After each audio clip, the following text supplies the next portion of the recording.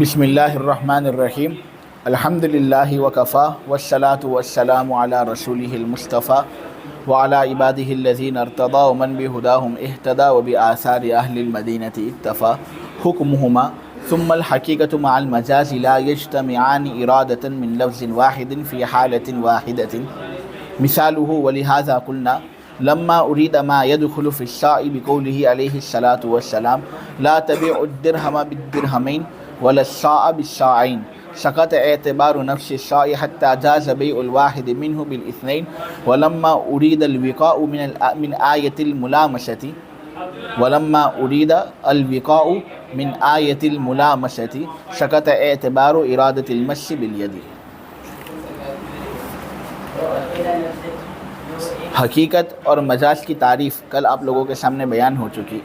اب حقیقت اور مجاز کا حکم آپ لوگوں کے سامنے بیان کیا جا رہا ہے، ساتھ ساتھ اس کی دو مثال بھی آپ لوگوں کے سامنے پیش کی جائیں گی جس میں حقیقت اور مجاز کا حکم جاری کیا جاتا ہے۔ دیکھو، اگر لفظ اسی معنی کے اندر استعمال ہو جس کے لیے واضح نے اس کو وضع کیا ہے، بئی طور کے بلا قرینہ لفظ سے وہی معنی مراد ہو، تو پھر اس معنی کے لیے وہ لفظ حقیقت ہوا کرتا ہے۔ اور اگر لفظ اس معنی میں استعمال نہ ہو جس معنی کے لیے واضح نے اس لفظ کو وضع کیا ہے، بلکہ قرینے کی وجہ سے وہ کسی دوسرے معنی میں استعمال ہو، تو وہ جو دوسرا معنی ہے اس کے لیے جو لفظ ہے وہ مجاز ہے۔ حقیقت اور مجاز کے درمیان پہچان میں آپ لوگوں کے سامنے بیان کر چکا کہ مجاز کے اندر قرینہ ہوتا ہے اور معنی پر واقفیت حاصل کرنے کے لیے قرینے کی ضرورت ہوتی ہے، جبکہ اگر کوئی معنی ایسا ہے کہ لفظ وہ معنی بتا رہا ہے بغیر کسی قرینے کے، تو پھر وہ حقیقت ہوگا۔ نیز اگر کوئی معنی ہے، لفظ کی نفی اگر اس معنی سے صحیح نہیں، تو پھر وہ معنی ایسا ہے کہ اس کے لیے وہ لفظ حقیقت ہے۔ اور اگر معنی ایسا ہو کہ لفظ کی نفی اس سے صحیح ہو رہی ہے، تو پھر اس معنی کے لیے وہ لفظ مجاز ہے، جیسے میں آپ لوگوں کے سامنے بیان کر چکا۔ اب اس کا حقیقی معنی ہے باپ اور اس کا مجازی معنی ہے دادا۔ اب باپ ایسا معنی ہے کہ لفظ اب کی نفی اس سے صحیح نہیں، باپ کے بارے میں یہی نہیں کہہ سکتے کہ یہ اب نہیں۔ معلوم ہوا جب نفی صحیح ہو نہیں رہی تو معنی باپ کے لیے لفظ اب حقیقت ہے۔ اسی طرح ہم دادا کا معنی دیکھ لیں، معنی دادا سے لفظ اب کی نفی ہو سکتی ہے نا کہ یہ دادا اب نہیں، اس لیے معنی دادا کے لیے لفظ اب حقیقت نہیں ہوگا، نفی کے صحیح ہونے کی وجہ سے یہ مجاز معنی ہوگا۔ آپ سمجھے؟ اب مجاز اور حقیقت کا حکم آپ کے سامنے بیان کیا جا رہا ہے، وہ حکم بڑا واضح ہے اور بڑا آسان ہے کہ دیکھو، ایک وقت کے اندر ایک ہی لفظ سے حقیقی معنی بھی مراد ہو اور ایک وقت کے اندر ایک ہی لفظ سے حقیقی معنی کے ساتھ مجازی معنی بھی مراد ہو، ایسا ہو نہیں سکتا۔ لفظ سے یا تو حقیقی معنی مراد ہوگا یا لفظ سے مجازی معنی مراد ہوگا، ایک وقت میں ایک ہی لفظ سے حقیقی معنی بھی مراد ہو اور مجازی معنی بھی مراد ہو، ایسا نہیں ہو سکتا۔ یہاں پر حکم بیان کرنے کے سلسلے میں صاحب اصول شاشی نے یہی بات کہی ہے، میں ترجمہ کرتا ہوں۔ پھر حقیقت مجاز کے ساتھ جمع نہیں ہوتا، ایک وقت میں ایک لفظ سے مراد ہو کر۔ پھر حقیقت مجاز کے ساتھ جمع نہیں ہوتا، ایک وقت میں ایک لفظ سے مراد ہو کر، یعنی ایک وقت میں ایک لفظ سے حقیقی معنی بھی مراد ہو اور ایک وقت میں اسی لفظ سے مجازی معنی بھی مراد ہو، ایسا نہیں ہو سکتا۔ یا تو حقیقی معنی مراد ہوگا یا مجازی معنی مراد ہوگا۔ امام شافعی رحمۃ اللہ علیہ کا کہنا یہ ہے کہ اگر عقلی استحالہ نہ ہو تو معنی حقیقی اور معنی مجازی دونوں جمع ہو سکتے ہیں۔ وہ کہتے ہیں کہ اگر دونوں معنوں کے اندر تضاد نہ ہو کہ ایک معنی مراد لیتے ہیں تو دوسرے کی نفی ہوتی ہے، دوسرا معنی مراد لیتے ہیں پہلے کی نفی ہوتی ہے، ایسا معاملہ نہیں ہے. عقلی استحالہ اگر نہیں ہے، دونوں معنی مراد عقلی اعتبار سے لیے جا سکتے ہیں کہ اس لفظ کا یہ معنی بھی ہے اور اسی وقت میں اس لفظ کا یہ معنی بھی ہے. تو اگر عقلی استحالہ نہ ہو، پوسیبل ہو حقیقی اور مجازی دونوں معنوں کو ایک وقت میں مراد لینا، تو پھر حقیقی معنی اور مجازی معنی ایک ہی وقت میں مراد لیے جا سکتے ہیں ایک ہی لفظ سے، اس میں کوئی حرج نہیں. امام شافعی کا نظریہ اور مذہب یہ ہے. امام شافعی کو ہم یہ کہتے ہیں کہ دیکھو حقیقت اپنے محل میں ثابت رہتا ہے، اسی لیے تو حقیقت کو حقیقت کہتے ہیں. حقیقت کا معنی ہوتا ہے ثابت رہنے والی چیز. تو یہ چونکہ اپنے محل پر اور اپنے معنی موضوع لہو پر ثابت رہتا ہے، اس لیے حقیقت کو حقیقت کہتے ہیں. مجاز کا معنی ہوتا ہے تجاوز کرنے والا، یہ اپنے محل سے تجاوز کر جاتا ہے، آگے بڑھ جاتا ہے.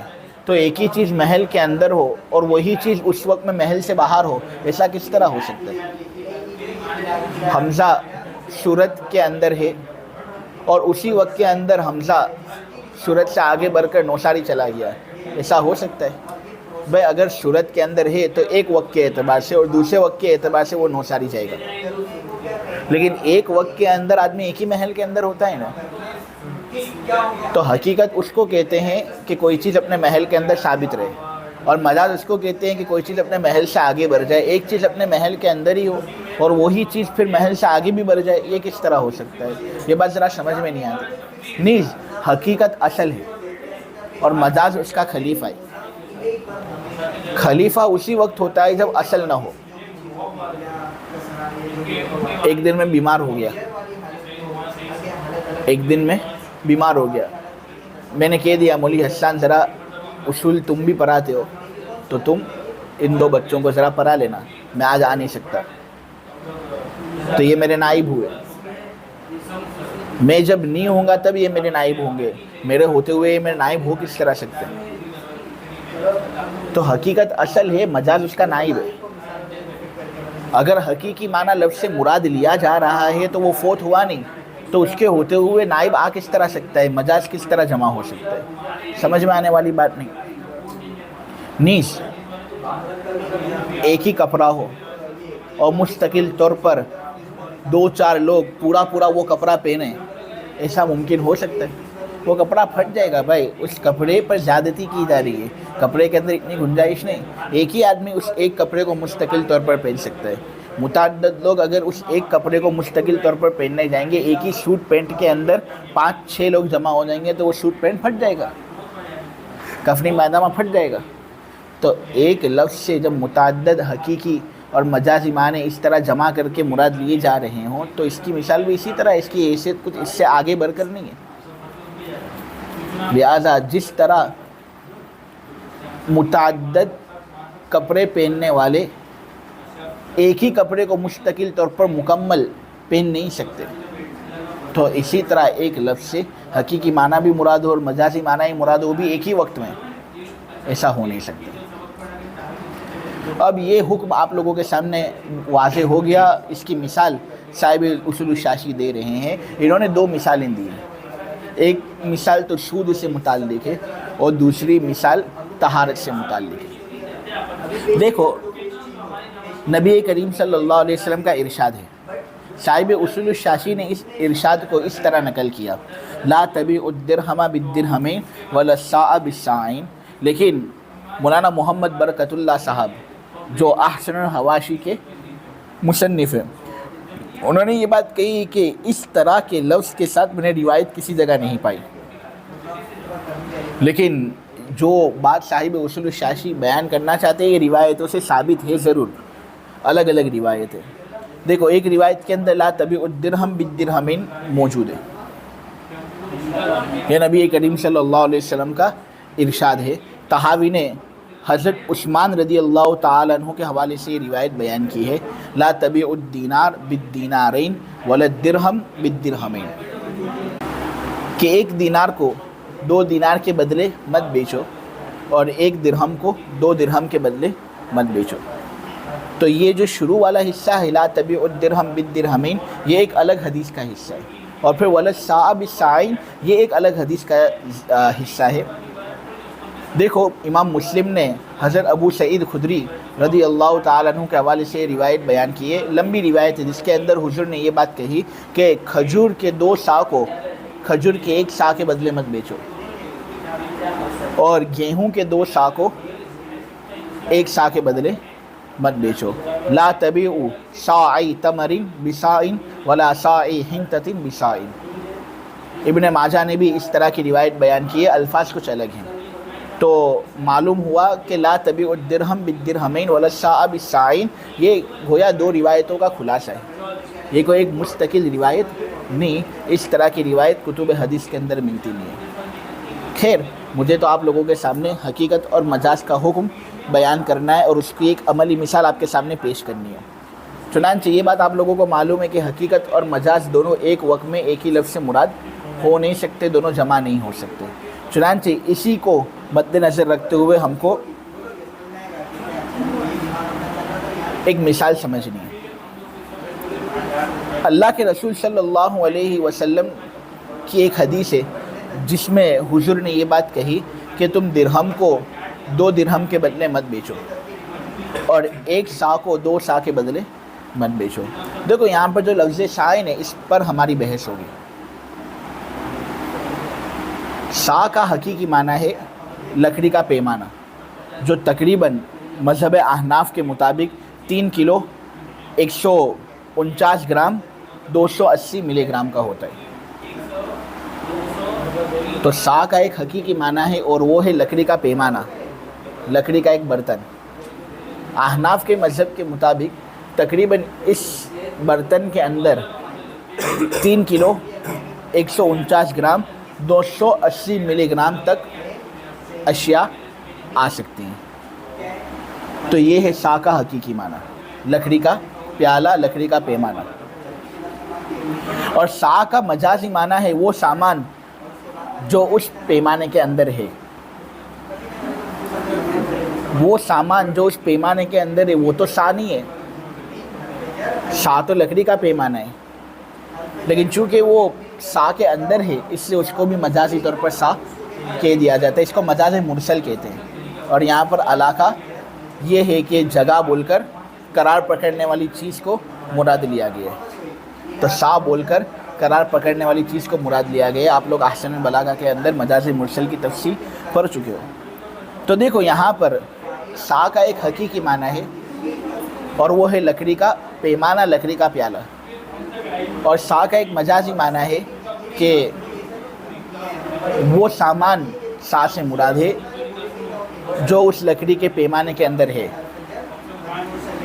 نبی کریم صلی اللہ علیہ وسلم حدیث کے اندر سا سے مجازی معنی مراد لے رہے ہیں اور یہ کہہ رہے ہیں کہ وہ سامان جو سا کے اندر ہے اور سا کو پورا بھر ڈالتا ہے، تم اس سامان کو مت بیچو، اس سامان کے بدلے میں جو 2 سا کے اندر ہو اور وہ ان 2 سا کو بھر دے۔ چنانچہ ہم اس نتیجے پر نکلے کہ جب یہاں پر اس سامان کی بات ہو رہی ہے جو سا کے اندر ہے، کہ اس ایک سامان کو جو سا کے اندر ہے ان 2 سامانوں کے بدلے مت بیچو جو 2 سا کے اندر ہے، تو پھر مجازی معنی جب ایک مرتبہ مراد لیا گیا تو ہم یہاں پر حقیقی معنی کو مراد نہیں لیں گے، لہٰذا یہاں پر سامان مراد ہوگا، نفس سا مراد نہیں۔ لہٰذا اگر کوئی لکڑی کا پیالہ لیتا ہے جو سا ہوتا ہے، اس نفس سا کو 2 نفس سا کے بدلے بیچنا چاہتا ہے کمی زیادتی کے ساتھ، تو اس کو بیچ سکتا ہے، اس میں کوئی حرج نہیں، کیونکہ بیچنے کی ممانعت اس سامان کے متعلق ہے جو سا میں ہے، نفس سا کے بارے میں بیچنے کی ممانعت نہیں، لہٰذا آدمی اس کو کمی زیادتی کے ساتھ بیچ سکتا ہے، وہ اس بے کے اندر داخل نہیں ہوگا۔ کیوں؟ کیونکہ ہمارے نزدیک ایک ہی وقت میں حقیقی معنی اور مجازی معنی دونوں مراد نہیں لیا جا سکتا۔ ہم نے ہمارے حکم کو اور ہمارے اس پرنسپل کو کس طرح مسئلے میں فٹ کیا، سمجھ میں آ گیا؟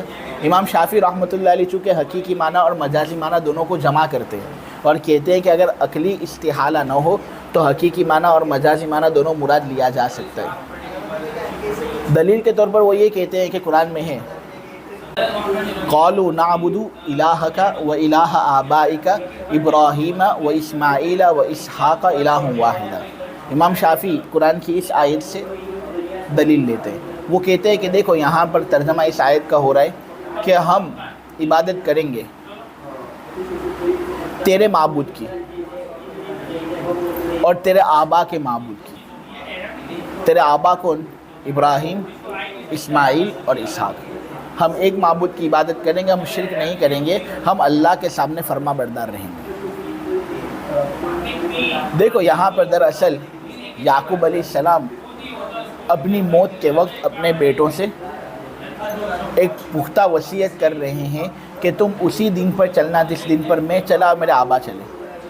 تو اولاد نے ان کو تسلی دینے کے لیے کہا کہ ہم واقعتاً اسی دن پر چلیں گے جس دن پر آپ چلے ہو اور جس دن پر آپ کے آبا چلے ہیں۔ امام شافعی کہتے ہیں دیکھو یہاں پر لفظ آبا، اس کا اطلاق یعقوب علیہ السلام کے والد صاحب پر بھی ہوا یعنی اسحاق، اس کا اطلاق یعقوب علیہ السلام کے چچا پر بھی ہوا یعنی اسماعیل جو حضرت اسحاق کے بھائی تھے، اور اس کا اطلاق یعقوب علیہ السلام کے دادا ابراہیم علیہ السلام پر بھی ہوا جو حضرت اسماعیل اور حضرت اسحاق کے ابا تھے۔ تو دیکھو آبا حقیقی معنی میں بھی استعمال ہو رہے، باپ والے معنی کے اندر بھی استعمال ہو رہے، اور مجازی معنی کے اندر بھی استعمال ہو رہا ہے، چچا والے معنی کے اندر بھی استعمال ہو رہا ہے، اور دادا والے معنی کے اندر بھی استعمال ہو رہا ہے۔ تو دیکھو قرآن کے اندر یہ آیت بالکل صریح ہے کہ حقیقت اور مجاز دونوں معنی ایک وقت کے اندر مراد لیے جا سکتے ہیں۔ اس آیت کے اندر آبا کے ذریعے سے حقیقی معنی اور مجازی معنی ایک وقت کے اندر مراد لیے گئے نا۔ باپ بھی مراد لیا گیا یعنی یعقوب علیہ السلام کے ابا اسحاق، اور چچا اور دادا بھی مراد لیے گئے یعنی حضرت اسماعیل اور حضرت ابراہیم۔ معلوم ہوا حقیقت اور مجاز کے درمیان جمع ہو سکتا ہے۔ ہم کہتے ہیں کہ یہاں اس آیت کے اندر حقیقت اور مجاز کے درمیان جمع ہوا ہی نہیں ہے، بلکہ یہاں عموم مجاز ہوا ہے، اور احناف کہتے ہیں عموم مجاز جائز ہے، حقیقت اور مجاز کا اجتماع جائز نہیں۔ عموم مجاز کس کو کہتے ہیں وہ میں آپ لوگوں کے سامنے پہلے بیان کر چکا کہ کوئی آدمی ایک لفظ کا ایسا معنی مراد لے کہ جس معنی کو مراد لینے کے نتیجے میں اس لفظ کے جو دوسرے معنی ہیں وہ سب اس معنی کے اندر داخل ہو جائیں۔ یہاں پر آبا سے مراد ہر وہ شخص ہے جو باپ کی طرح ہو۔ یہاں آبا سے مراد احناف کے یہاں ہر وہ شخص ہے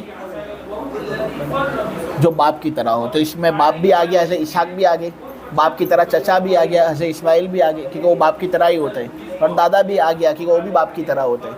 لہٰذا یہاں پر ہم نے ایک ایسا معنی مراد لیا جس کے اندر یہ سب آ گئے، یہاں پر ہم نے کوئی حقیقی معنی اور مجازی معنی کے درمیان جمع کیا نہیں، لہٰذا اس آیت سے استدلال کرنا صحیح نہیں۔ لیکن خیر امام شافعی رحمۃ اللہ علیہ نے اس دلیل کو بنیاد بنا کر اپنے مذہب کو ثابت کیا ہے کہ حقیقت اور مجاز کے درمیان جمع ہو سکتا ہے۔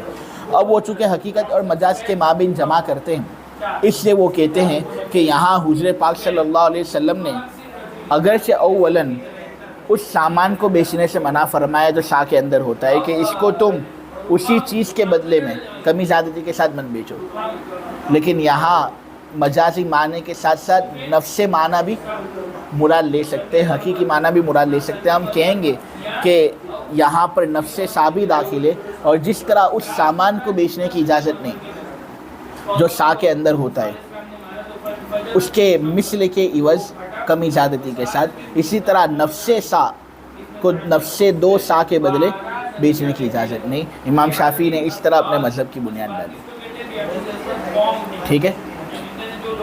لیکن ہم نے تو کہہ دیا بھائی یہ ان کے نظریے کے اعتبار سے صحیح ہوگا، لیکن ہمارے یہاں پر جب مجازی معنی ایک مرتبہ متعین ہو گیا سا کا کہ یہاں پر سا سے مراد نفس سا نہیں بلکہ وہ سامان ہے جو سا کے اندر ہوتا ہے، تو وہ سامان لے، سا کو اس سامان سے بھر ڈالے، پھر ہم اس کو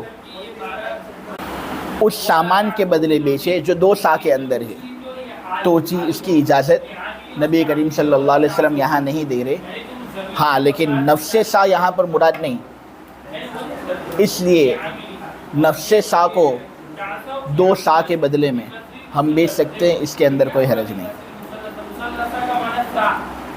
اب یہاں پر کون سا قرینہ ہے ایسا جو ہم کو آمادہ کرتا ہے اس بات پر کہ سا سے اس سامان کو مراد لیا جائے جو سا کے اندر ہے. یعنی یہاں پر مجازی معنی کے متعین ہونے پر کون سا قرینہ ہے؟ کیوں ہم نے یہ والا معنی مراد لیا ہے؟ یہ ایک سوال ہے جو ذہن کے اندر آتا ہے. تو اس کا جواب یہ ہے کہ دیکھو نبی کریم صلی اللہ علیہ وسلم اس حدیث کے اندر سود سے ہم کو منع کر رہے ہیں. سود کس کو کہتے ہیں؟ کہ آدمی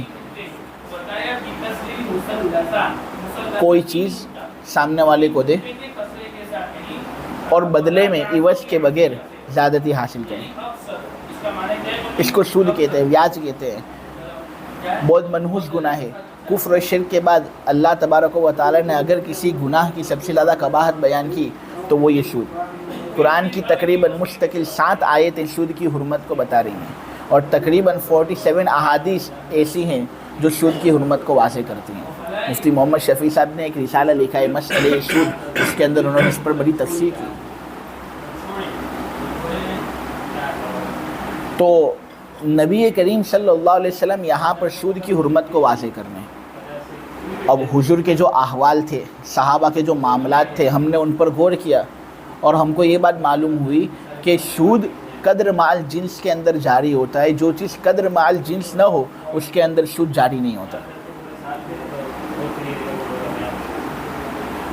یعنی اگر کوئی چیز وزنی ہو یا اگر کوئی چیز کیلی ہو، اس کو اسی چیز کے بدلے بیچا جائے کمی زیادتی کے ساتھ، تو یہ سود ہے، اس کی اجازت نہیں.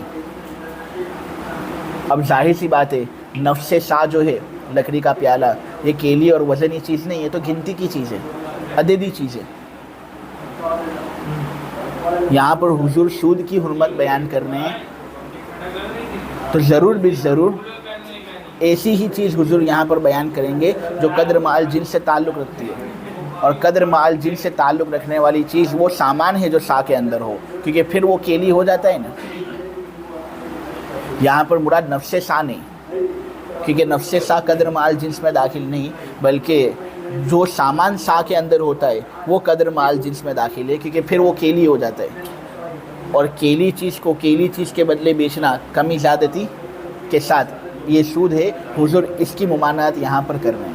تو مجازی معنی یہاں پر مراد لے لیا گیا، تو اب حقیقی معنی یہاں پر مراد نہیں ہوگا. ایک نفس سا کو 2 نفس سا کے بدلے بیچنا، اس کی اجازت احناف کے مذہب میں ملے گی آپ کو. دوسرا مسئلہ آپ لوگوں کے سامنے طہارت کا بیان کیا گیا ہے کہ کیا عورت کو چھونے سے طہارت ٹوٹتی ہے یا نہیں؟ کیا عورت کو بوسہ دینے سے طہارت ٹوٹتی ہے یا نہیں؟ کیا عورت کو ہاتھ لگانے سے طہارت ٹوٹتی ہے یا نہیں؟ تو اس مسئلے کی تفصیل آپ لوگوں کے سامنے بیان کی جائے گی. قرآن کے اندر اللہ تبارک و تعالی نے کہا ہے وَإِن كُنتُمْ جُنُوبًا فَاتَّطَهَّرُوا وَإِن كُنتُمْ مَرْضَىٰ أَوْ عَلَىٰ سَفَرٍ أَوْ جَاءَ أَحَدٌ مِّنكُم مِّنَ الْغَائِطِ أَوْ لَامَسْتُمُ النِّسَاءَ فَلَمْ تَجِدُوا مَاءً فَتَيَمَّمُوا صَعِيدًا طَيِّبًا. اس آیت کے اندر یہ بات بتائی گئی ہے کہ دیکھو اگر تم جنوبی ہو نے تو خوب پاک صاف ہو لیا کرو، غسل کیا کرو، غسل کے بعد تم پاک صاف ہو جاؤ گے. اور اگر تم بیمار ہو یا تم میں سے کوئی شخص قضاء حاجت کر کے آیا ہے، پیشاب اس نے کیا، پاخانہ اس نے کیا، یا یہ کہ تم میں سے کسی نے عورت کے ساتھ ملامست والا تعلق قائم کیا، تو پھر ان کو بھی خوب پاکی حاصل کرنی چاہیے. اب اگر پانی ہو تو پانی سے پاکی حاصل کرے، اور اگر پانی نہ ہو تو پھر وہ پاک مٹی سے تیمم کرے. اس آیت کو مد نظر رکھ کر مسئلہ نکلتا ہے کیا عورت کو چھونے سے طہارت ٹوٹتی ہے یا نہیں. تو دیکھو یہاں پر اللہ تبارک و تعالی نے کہا ہے لا مستم النساء، کہ اگر تم عورت کے ساتھ ملامست کرو تو تمہاری طہارت ٹوٹ جاتی ہے. یہاں ملامست سے کیا مراد ہے؟ تو دیکھو ایک ملامست کا حقیقی معنی ہوتا ہے، ایک ملامست کا مجازی معنی ہوتا ہے. جس طرح اس سے پہلے والی مثال تھی نا، اس کے اندر ایک سا کا حقیقی معنی تھا لکڑی کا پیالہ، اور ایک سا کا مجازی معنی تھا یعنی وہ سامان جو اس لکڑی کے پیالے کے اندر ہو. تو اس طرح یہاں پر ملامست کا ایک حقیقی معنی ہے، ایک مجازی معنی ہے. حقیقی معنی اس کا ہے ہاتھ کے ذریعے سے چھونا، یہ ملامست کا حقیقی معنی. اور ملامست کا مجازی معنی ہے جماع کرنا، عورت کے ساتھ ازدواجی تعلق قائم کرنا، عورت کے ساتھ اس طرح چھونے والا تعلق قائم کرنا کہ दुखूल हो जावे, मर्द औरत के साथ जिमा कर बैठे। तो मुलामसत का एक माना है हाथ के ज़रिए से छूना, ये इसका हकीकी माना है। और मुलामसत का एक मजाजी माना है कि इतना छूना कि जिमा हो जाए। हम ये कहते हैं कि यहाँ पर मजाजी माना मुतय्यन है। हमारे पास बहुत से दलाइल हैं, उन बहुत से दलाइल की बिना पर हम ये कहते हैं कि यहाँ पर मजाजी माना मुराद है, यानी जिमा करना मुराद है। कि औरत के साथ जिमा करोगे ना, दुखुल करोगे, तो फिर तुम्हारी तहारत टूट जाएगी। पानी अगर हो तो बहुत अच्छा, तहारत हासिल कर लो, पानी नहीं तो तयम्मुम करो। तो जब यहाँ पर मजाजी माना मुराद ले लिया गया, तो अब हकीकी माना यानी हाथ के ज़रिए से छूना मुराद हो सकता है यहाँ, वरना फिर हकीकी माना और मजाजी माने के दरमियान जमा लाजिम आएगा। और एक वक्त के अंदर हकीकी माना और मजाजी माना मुराद नहीं हो सकता। जब जिमा वाला माना यहाँ पर मुराद हो गया है, तो अब अगर हाथ के ज़रिए से छूने वाला माना हम मुराद लेंगे, तो फिर ये तो हकीकी माना और मजाजी माना के दरमियान इज्तिमा हुआ, और हकीकी माना और मजाजी माने के दरमियान इज्तिमा हो नहीं सकता। इसलिए जिमा से तो तहारत टूटेगी, लेकिन औरत को छूने से तहारत नहीं टूटेगी। इसीलिए अहनाफ का नज़रिया ये है कि औरत को छूना मुतलकन नाक़िज़ वज़ू नहीं। औरत अपनी बीवी हो, अपनी महरम हो, अजनबी हो, बड़ी औरत हो, छोटी बच्ची हो, शहवत के साथ छुए आदमी, बगैर शहवत के छुए, हाइल हो, हाइल न हो, हमारे नज़दीक छूने से वज़ू नहीं टूटता, मुतलकन नहीं टूटा। हाँ, अगर किसी ने छू लिया और वज़ू कर लिया मुस्तहब तरीके से तो कोई हरज नहीं। हाँ, अगर किसी ने छू लिया और छूने में मज़ी निकल गई, फिर आदमी ने वज़ू किया, तो वज़ू उस पर ज़रूरी है, छूने की वजह से नहीं, मज़ी के निकलने की वजह से। लेकिन छूने का फ़ेल है, महज उस फ़ेल से वज़ू हमारे यहाँ मुतलकन वाजिब नहीं होता। ये हमारा नज़रिया, हमारा मज़हब है। क्योंकि अगर होता तो इस सूरत में आयत में मजाजी माने के साथ साथ हकीकी माने को भी मुराद लेना होता, और एक साथ एक हालत में एक वक्त में मजाजी माने के साथ हकीकी माना मुराद नहीं लिया जा सकता। इमाम शाफ़ी रहमतुल्लाहि अलैह वो हकीकी माने और मजाजी माने के दरमियान इज्तिमा को पसंद करते हैं, और वो कहते हैं कि एक वक्त में हकीकी माना मुराद हो सकता है और उसी वक्त में मजाजी माना भी उसके साथ मुराद हो सकता है। वो कहते हैं कि यहाँ पर अगर से मुलामसत से जिमा वाला माना मुराद लेना हो, ले लो। हालांकि वो इसमें इख्तिलाफ़ करते हैं कि यहाँ मुलामसत से क्या मुराद है, लेकिन वो कहते हैं कि अगर जिमा वाला माना मुराद लेना है, ले लो। हम यहाँ पर हकीकी माना यानी मस बिल यद वाला माना भी मुराद ले सकते हैं, लिहाजा उससे भी वज़ू टूटेगा।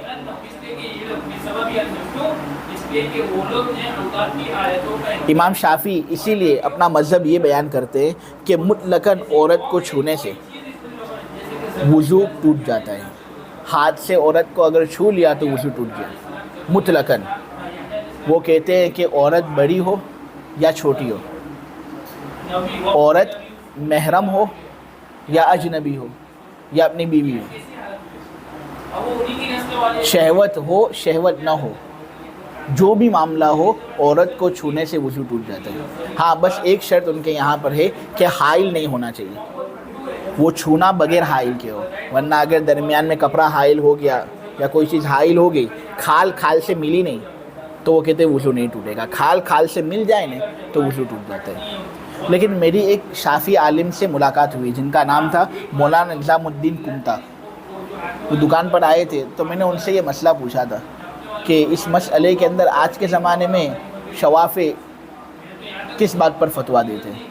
तो मौलाना निज़ामुद्दीन कुमता साहब ने मुझे ये बात कही थी कि आज के ज़माने में शवाफ़े के यहाँ मुफ्ता भी कौल ये है कि अगर कोई आदमी महरम औरत को बिला हाइल मस करे तो इससे वज़ू नहीं टूटता। मालूम हुआ महरम औरत को छूने से इनके यहाँ आज के ज़माने में वज़ू नहीं टूटता। तो किस तरह उनका मज़हब है आज के ज़माने में? तो इनके मज़हब की तफसील आज के ज़माने में ये है कि अगर छूना बगैर हाइल हो और छुआ जाए अजनबी को, इसी तरह उसको शहवत के साथ छुआ जाए और इस तरह छुआ जाए उसको कि वो बड़ी हो चुकी हो, تو پھر اس سے وضو ٹوٹے گا، ورنہ وضو نہیں ٹوٹتا۔ یعنی امام شافعی رحمۃ اللہ علیہ کے زمانے میں آج جو مفتہ بھی قول ہے اس کے اندر 4 چیزوں کا ہونا ضروری ہے۔ 4 چیزیں ہوں گی تو وضو ٹوٹے گا، ورنہ نہیں۔ نمبر 1، چھونا بغیر حائل ہو۔ نمبر 2، اجنبی عورت کو چھونا پایا جائے، محرم کو چھو لیا تو وضو ان کے یہاں آج کے زمانے میں نہیں ٹوٹے گا۔ نمبر 3، کبیرہ عورت کو چھویا جائے، چھوٹی عورت کو اگر چھوئیں گے تو وضو ٹوٹے گا نہیں، اور شہوت کے ساتھ چھویا جائے، بغیر شہوت کے چھوئیں گے تو وضو ٹوٹے گا نہیں۔ امام مالک کا بھی نظریہ یہی ہے، امام مالک بھی اسی نظریے کے قائل ہیں، ان کا مذہب بھی یہی ہے۔ تو وہ لوگ یہ کہتے ہیں کہ دیکھو آیت کے اندر چھونے کا تذکرہ ہے، اب اگر سے یہاں پر تم کو جمع والا معنی مراد لینا ہو لے لو، لیکن حقیقی معنی کا اجتماع بھی ہو سکتا ہے، اور حقیقی معنی یہاں پر یہ بات بتا رہا ہے کہ ہاتھ کے ذریعے سے چھوئیں تو اس صورت میں وضو ٹوٹ جاتا ہے، طہارت ٹوٹ جاتی ہے۔ اس لیے ہم حقیقی مجازی دونوں معنوں کو جمع کر کے یہ فیصلہ قائم کر دیں گے کہ ہاتھ کے ذریعے سے چھوئیں گے تب بھی طہارت ٹوٹ جائے گی۔ دراصل بہت سے موقوف آثار امام شافعی کے پاس ہیں، ان موقوف آثار سے انہوں نے یہ بات ثابت کی کہ چھونے سے طہارت ٹوٹ جاتی ہے۔ اسی طرح امام شافعی نے یہ بات کہی ہے کہ کسائی اور ابو حمزہ 2 بڑے قاری ہیں، انہوں نے قرآن کی اس آیت کو لامستم النساء کے طریقے پر نہیں پڑھا بلکہ لمستم النساء کے طریقے پر پڑھا، یعنی انہوں نے لامستم النساء نہیں پڑھا بلکہ لمستم النساء پڑھا کہ اگر تم عورتوں کے ساتھ لمس کرو تو طہارت ٹوٹ جائے گی۔ وہ کہتے ہیں دیکھو لمستم النساء کے اندر مفاعلہ کا باب نہیں ہے، اور اس سے یہاں پر مراد ہاتھ کے ذریعے سے چھونا ہے، لہٰذا جب ایک تفسیر کے اندر ہاتھ کے ذریعے سے چھونا مراد لیا گیا تو دوسری تفسیر کے اندر بھی ہم ہاتھ سے چھونے کو مراد لیں گے اور یہ کہہ دیں گے کہ طہارت اس کے ذریعے سے ٹوٹ جاتی ہے، اگرچہ جمع نہ ہو لیکن ہاتھ کے ذریعے سے اگر چھوئیں گے تو طہارت ٹوٹ جائے گی۔ ہم یہ کہتے ہیں کہ کسائی اور ابو حمزہ کی قرات کے اندر لمستم النساء جو ہے اس سے مس بالید ہی مراد، یہ کون کہتا ہے؟ ہم وہاں پر بھی جمع والا معنی ہی مراد لیتے ہیں، اور یہاں پر جو لامستم النساء والی آیت ہے اس کے اندر بھی جمع والا معنی ہم نے مراد لیا اور یہ کہا کہ مجازی معنی متعین ہے۔ تو یہ کئی دلائل سے ہم اس نتیجے پر پہنچے۔ دیکھو سب سے پہلی بات تو یہ کہ لامستم النساء باب مفاعلہ سے، باب مفاعلہ کا خاصہ یہ ہے کہ یہ مشارکت پر دلالت کرتا ہے۔ ظاہر سی بات ہے چھونا دونوں پارٹی سے اکمل طریقے سے کب ہوگا؟ جب جمع ہو تب۔ مفاعلہ کا باب ہے یہ، اور مفاعلہ کا خاصہ یہ ہے کہ یہ مشارکت پر دلالت کرتا ہے، یعنی یہ بات بتا رہا ہے کہ دونوں پارٹی سے یہ فعل ہونا چاہیے۔ اب دونوں پارٹی سے چھونے والا فعل اکمل طریقے سے کب ہوتا ہے؟ جب جمع ہو تب۔ معلوم ہوا کہ یہاں پر لامستم النساء سے جمع ہی مراد ہونا چاہیے۔ اسی طرح حضرت عبداللہ ابن عباس سے بالکل صحیح سند ہے، اور یہ مفسرین کے سردار ہیں، قرآن کو عبداللہ ابن عباس نے بہت اچھی طریقے سے سمجھا بھی ہے اور سمجھایا بھی ہے۔ صحیح سند کے ساتھ حضرت عبداللہ ابن عباس سے منقول ہے یہ کہ لامستم النساء سے مراد یہاں پر جمع ہے، چھونا مراد نہیں۔ حضرت عائشہ، حضرت علی نے بھی کہا ہے کہ اس آیت کے اندر جمع ہی مراد ہے، فقط ہاتھ سے چھونا مراد نہیں۔ نیز عرب لوگوں کے یہاں پر ایک قاعدہ ہے کہ جب لمس کا مفعول عورت ہونے تو وہ اس سے جمع ہی مراد لیتے ہیں۔ جس طرح دیکھو وتی کا لفظ ہے، وتی کا اصل معنی ہوتا ہے روننا، لیکن اگر وتی کا مفعول ہم عورت اور امرأہ کو قرار دے دیں تو پھر ہم وتی کا کون سا معنی مراد لیتے ہیں؟ جمع کرنے والا معنی مراد لیتے ہیں نا۔ تو اسی طرح لمس کا یہاں پر مفعول النساء ہے، لہٰذا اس لیے لغت کے اندر یہی ہے کہ یہاں اس سے جمع والا معنی مراد ہوگا، لہٰذا یہ لغت کا تقاضا بھی یہی ہے کہ یہاں پر جمع والا معنی ہی مراد ہو۔ قرآن کے اندر ہے وَإِن طَلَّقْتُمُوهُنَّ مِن قَبْلِ أَن تَمَسُّوهُنَّ، اس کے اندر بھی دیکھو مس کا لفظ آیا ہے کہ اگر تم عورتوں کو طلاق دو ان کو چھونے سے پہلے۔ یہاں پر بھی علماء کا اتفاق ہے کہ یہاں پر جو مس ہے نا اس سے مراد جمع ہے، تو یہاں پر قرآن میں مس سے مراد جمع، تو یہاں پر بھی جو مس کا تذکرہ ہوا ہے اس سے مراد جمع ہی ہوگا۔ وہاں پر جب جمع لینے میں کسی کو شک نہیں ہوتا تو یہاں پر کیوں شک ہو رہے ہیں؟ اور بہت سی احادیث ہیں ایسی جن سے یہ بات معلوم ہوتی ہے کہ مس سے مطلقاً وضو نہیں ٹوٹتا. دیکھو بخاری اور مسلم کے اندر حضرت عائشہ کی روایت ہے کہ وہ یہ بات بیان کرتے ہیں کہ نبی کریم صلی اللہ علیہ وسلم رات کو نماز پڑھتے اور میں حضور کے سامنے لیٹ جاتی. میرے پیر قبلے کی جانب ہوتے کہ نبی کریم صلی اللہ علیہ وسلم سجدہ کریں نا تو میرے پیر حضور کے سامنے ہی ہوں. اب حضور سجدہ کرتے اور میرے پیر کو اس طرح نماز ہی کے اندر دباتے. اگر عورت کو ہاتھ لگانے سے وضو ٹوٹ جاتا تو میرے نبی صلی اللہ علیہ وسلم نے نماز کے اندر حضرت عائشہ کے پیر کیوں دبائے؟ اگر عورت کو ہاتھ لگانے سے وضو ٹوٹ جاتا تو کیا حضور نماز کے اندر حضرت عائشہ کو ہاتھ لگاتے؟ لیکن حضور نے ہاتھ لگایا، بلکہ اتنا ہاتھ لگایا کہ حضرت عائشہ کہتی ہے غمزنی کہ حضور نے مجھے دبایا، میرے پیر دبائے. تو اس سے تو یہ بات معلوم ہوتی ہے کہ عورت کو چھونے سے وضو نہیں ٹوٹتا. اسی طرح مسلم شریف کے اندر حضرت عائشہ کی ایک اور روایت ہے جس کے اندر حضرت عائشہ یہ کہتی ہے کہ ایک دن میں نے نبی کریم صلی اللہ علیہ وسلم کو اپنے بستر پر نہیں پایا. اب اندھیرا تھا، میں حضور کو تلاش کر رہی تھی، اتنے میں حضور کے جو پیر ہیں نا ان پر میرا ہاتھ پڑ گیا اور حضور سجدے میں تھے اور میرے ہاتھ کے پڑ جانے کے بعد حضور نے اپنی نماز کو برقرار رکھا. اگر عورت کے چھو لینے سے وضو ٹوٹ جاتا تو یہ صحیح حدیث ہے، حضور نماز توڑ دیتے. لیکن یہاں پر حضور نے نماز توڑی نہیں، معلومہ عورت کو چھونے سے وضو ٹوٹتا نہیں. یہ سب دلائل ہے جو ہمیں یہ بات بتاتے ہیں کہ یہاں پر اس کا حقیقی معنی مراد نہیں ہے. ورنہ قرآن سے یہ بات ثابت ہوتی کہ ہاتھ سے اگر چھو گے تو وضو ٹوٹ جائے گا. ہاتھ سے چھونے سے وضو نہیں ٹوٹتا بلکہ جمع کرنے سے وضو ٹوٹتا ہے. یہاں پر جمع والا معنی ہی مراد ہے. نیز حضرت عائشہ نے تو ایک روایت بیان کی اور یہ روایت ابو داؤد نے بھی بیان کی ہے اور یہ روایت ترمذی کے اندر بھی موجود ہے. بہت سے لوگوں نے کہا ہے کہ اس کی سند کے اندر کلام ہے، لیکن بہت سے ہمارے علماء نے اس بات کا جواب بھی دیا ہے.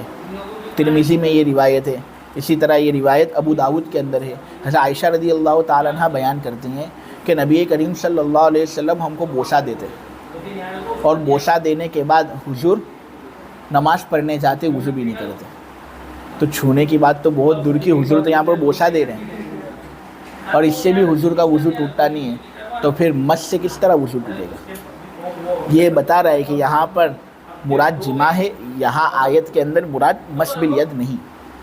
نیز اگر ہم عورت کو چھو لینے سے وضو کو واجب قرار دیتے ہیں، امام شافعی کا ایک قول تو کتنا خطرناک ہے کہ چھوٹی عورت کا چھو تب بھی وضو ٹوٹ جائے گا، بڑی عورت کو چھو تب بھی وضو ٹوٹ جائے گا، بیوی کو چھو تب بھی وضو ٹوٹ جائے گا، اجنبی کو چھو تب بھی وضو ٹوٹ جائے گا، چھوٹی بچی کو چھو تب بھی، محرم کو چھو تب بھی وضو ٹوٹ جائے گا، شہوت کے ساتھ چھو تب بھی وضو ٹوٹ جائے گا، بغیر شہوت کے مس کرو تب بھی وضو ٹوٹ جائے گا. یہ امام شافعی کا ایک قول ہے. اگرچہ آج کے زمانے اس پر فتویٰ نہیں، لیکن کتنا حرج ہے اس کے اندر.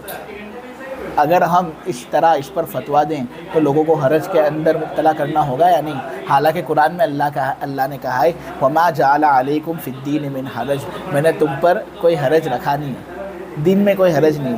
یہ بات بتا رہے کہ یہاں پر لامستم النساء سے مراد جمع والا معنی ہے. اور چلو اگر عورت کو چھو لینے سے وضو ٹوٹ جاتا ہے تو حضور کی سیرت میں ایک بھی دفعہ ہم کو کوئی ایسی روایت کم سے کم مل جاتی جو ہم کو یہ بات بتاتی کہ حضور نے عورت کو چھو لینے کی وجہ سے وضو کیا یا وضو کا حکم دیا. لیکن ہم کو کوئی ضعیف روایت بھی اس طرح کی ملتی نہیں. تو پھر کس طرح مس بالید والا معنی یہاں پر مراد لینا صحیح ہو؟ کوئی ضعیف روایت بھی سلسلے میں ملتی نہیں. ہاں جو روایتیں ہم کو ملتی ہے وہ موقوف روایتیں ملتی ہیں. صحابہ نے کہا ہے کہ عورتوں کو چھو لینے سے وضو ٹوٹ جاتا ہے، لیکن ہم کہتے ہیں کہ حضور کا عمل ایک طرف، صحابہ کا عمل ایک طرف. صحابہ کے عمل کو حضور کے عمل پر تو ہم ترجیح نہیں دے سکتے نا، حضور کے عمل کو ہی ہم ترجیح دیں گے. اور صحابہ جو یہ کہتے تھے نا، کچھ صحابہ کہ چھو لینے سے وضو ٹوٹ جاتا ہے، تو وہ کہتے تھے کہ اس سے وہ چھونا مراد ہے جس سے مزی نکل جائے، اور ہم بھی اس کے قائل ہیں. یا پھر وہ وضو کا حکم دیتے تھے استحباب کے درجے میں، وجوب کے درجے میں نہیں دیتے تھے، یعنی وضو کر لو تو اچھا ہے. خیر خلاصہ کلام یہ ہے کہ بہت سے قرینے ہمارے پاس ایسے ہیں جو یہ بات بتا رہے ہیں کہ لامستم النساء سے مراد جماع ہے، اور یہ بات بتا رہے ہیں کہ اس سے مس بالید مراد نہیں ہو سکتا، اور جب مجازی معنی یہاں پر مراد ہو گیا تو حقیقی معنی یعنی مس بالید مراد ہو نہیں سکتا، ورنہ تو حقیقت اور مجاز کے مابین اجتماع ہو جائے گا ایک ہی وقت میں، اور یہ اجتماع ہمارے نزدیک جائز نہیں ہے۔ اسی لیے ہم یہ کہتے ہیں کہ جماع سے تو طہارت ٹوٹ جائے گی، لیکن ہاتھ لگانے سے طہارت مطلقاً نہیں ٹوٹتی۔ اس کی مثال آپ لوگوں کے سامنے صاحب اصول الشاشی بیان کر رہے ہیں، کہہ رہے ہیں اسی وجہ سے ہم نے کہا کہ جب وہ سامان جو سام داخل ہوتا ہے اس کو مراد لے لیا گیا نبی کریم صلی اللہ علیہ وسلم کے قول کی وجہ سے کہ تم درہم کو 2 درہم کے بدلے مت بیچو، 1 سا کو 2 سا کے بدلے میں مت بیچو، تو جب وہ سامان مراد لے لیا گیا جو سام داخل ہوتا ہے حضور کے اس قول کی وجہ سے، تو پھر لکڑی کا پیمانہ کو مراد لینے کا اعتبار ساقط ہو گیا، یہاں تک کہ ایک لکڑی کے پیمانے کو بیچنا 2 لکڑی کے پیمانے کے بدلے جائز ہوگا۔ کیوں؟ اس میں کمی زیادتی جائز ہے کیونکہ یہ معدودی چیز ہے، یہ کوئی ایسی چیز نہیں جس کا تعلق وزن سے ہو۔ کیا اس کو وزن کیا جاتا ہے؟ کیا اس کو کیل کیا جاتا ہے؟ اس کا وزن نہیں ہوتا نا، اس کا کیل ہوتا ہے، اس لیے معدودی چیز ہے، اس کو کمی زیادتی کے ساتھ ہم بیچ سکتے ہیں، جبکہ وہ سامان جو سا کے اندر ہے اس کو کمی زیادتی کے ساتھ ہم نہیں بیچ سکتے، کیونکہ سا ایک وزن کرنے کا پیمانہ ہے۔ جب سامان اس کے اندر آ گیا تو اس سامان کو کیا کیا جا رہا ہے؟ اس کو کیل کیا جا رہا ہے، اس کا وزن کیا جا رہا ہے۔ لہٰذا جب یہ قدر سے تعلق رکھنے والی ایک چیز ہے تو اس کو اس کے ہم جنس کے عوض بیچنا وہ بھی کمی زیادتی کے ساتھ، اس کی اجازت نہیں۔ حضور اسی بات سے منع کر رہے ہیں، تو ایک لکڑی کے پیمانے کو بیچنا 2 لکڑی کے پیمانے کے بدلے میں جائز ہوگا۔ اور جب ملامست والی آیت سے جماع کو مراد لے لیا گیا، اب وہ جماع کس طرح مراد لے لیا گیا اس کے لیے میں نے دلیل بہت ساری آپ لوگوں کے سامنے دی۔ تو جب ملامست کی آیت سے جماع کو مراد لے لیا گیا ہے تو پھر ہاتھ سے مس کے مراد ہونے کا اعتبار ساقط ہو جائے گا۔